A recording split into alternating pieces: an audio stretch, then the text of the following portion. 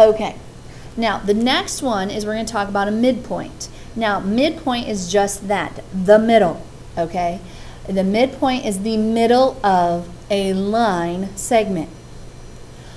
It is never, ever the middle of a line, because we can't find the middle of a line, because remember, we're infinitely going on forever in opposite directions, so where would the middle really actually be, because we can't ever really draw it? You know what I mean. So now we're going to do it with midpoint. Now we're going to use a line segment to talk about this, and this is the diagram down below, and I think if you look at the diagram, it helps out a little bit. And this is a definition. No. I mean, I don't know how many times to emphasize, know this inside, outside, every which way you can. It's huge. All right, let's get the first part here. It says the midpoint M of segment AB is the point that separates or divides a segment into, now let's get this very carefully, two congruent segments. Basically, it perfectly divides it in half. So when I do that, and anytime you read something like this, if M is the midpoint of segment AB, then you know segment AB is congruent to segment MB, you automatically mark in your diagram your tick marks. You put in the tick marks. If not, you can't assume in the diagram that it's a midpoint. You can never make that assumption without the tick marks there, or that they tell you that. So it's really huge that we know them. I don't want anyone not to understand that. It's just huge. That's something that's really big that is important for us to know for information. Now that's one new definition, and this needs to be memorized. Know it. If I give you a midpoint, you should always automatically think two congruent segments, and you always think I better mark them up. Now if you can see my hand right now, I'm just like almost pounding on my desktop here, like, you must know this. There's no other way around that. You know, it's just that important in geometry. You use this till the end of time, basically, in geometric terms. All right, and the next one is a segment bisector. When you have a segment bisector, it's a ray, segment, or line that intersects a segment at its midpoint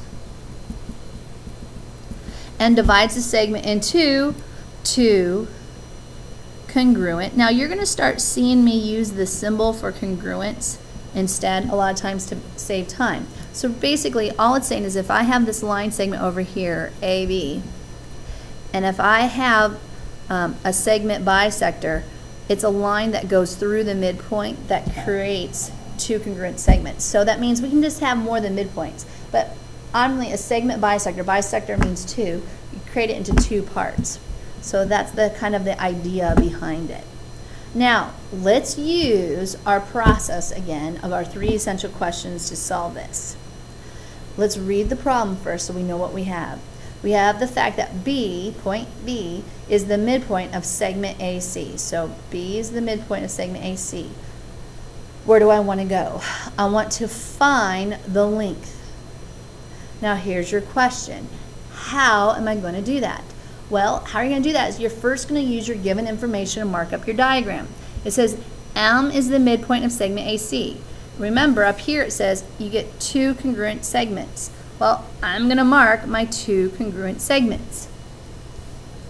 Now, looking at that, I realize I don't have numbers there, so there has to be another way that I can solve this.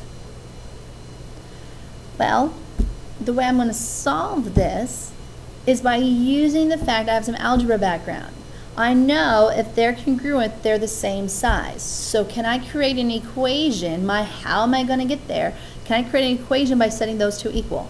Yeah, I know my line segments are the same. So could I literally go 2x plus 1 is equal to 3x minus 4? Yeah. And then I'm going to move my information around that I need. I'm going to add 4 to both sides. Now notice this time I'm showing you how to show the work algebraically. I'm not always going to do that for you. I'm going to subtract 2x from both sides. I'm going to get the 5 that 5 is equal to x. Now, I ask myself, am I where I want to go? Did I find the length of segment AB? And your answer should be no. You need to make sure you find the length of segment AB. So I need to do what? Plug it in, plug it in. Okay, now I'm going to be singing that a lot in school, so just get over it. Okay, just know now you better learn it.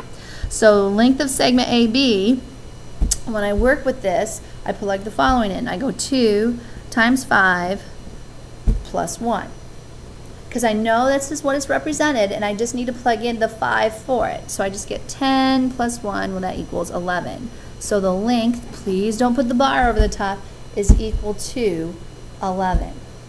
All right, we have another one that we're going to talk about, and it's talking about lines being perpendicular.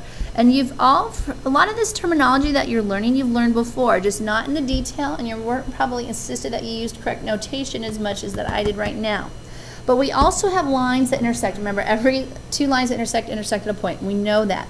But we also have the word perpendicular. And you've used this terminology before. And when you've worked with perpendicular before, you know it comes in at a right angle. So when I have perpendicular lines, I know that 2 lines, they intersect to form, no, but this time, 4 right angles. Now, we haven't really talked about angles that much. I know that, but you know what an angle is already from previous times. And remember how you marked it. Remember when you had right triangles from algebra, we always had the box in the middle, so you always knew it was a right triangle. We're going to do the same thing. So every time we use it, we're going to use that right angle box. It's one of those things you have to mark, like the same thing you have to mark a midpoint. And remember, the notation for that is actually perpendicular line segments, an upside down capital T. So when I do this, the way that I would show you this with symbols is I'd go O line, EG is perpendicular to line HF. It's not too bad. So I'm going to use the fact that perpendicular. This is another thing. All of these you basically have to memorize on this page. So we have perpendicular lines. Now this is huge because those are 90-degree angles. We can use that to help us solve for more things. So don't forget that. Now I'm going to give you one more on here. Actually, we'll do one more and then we'll work some problems together on the last page.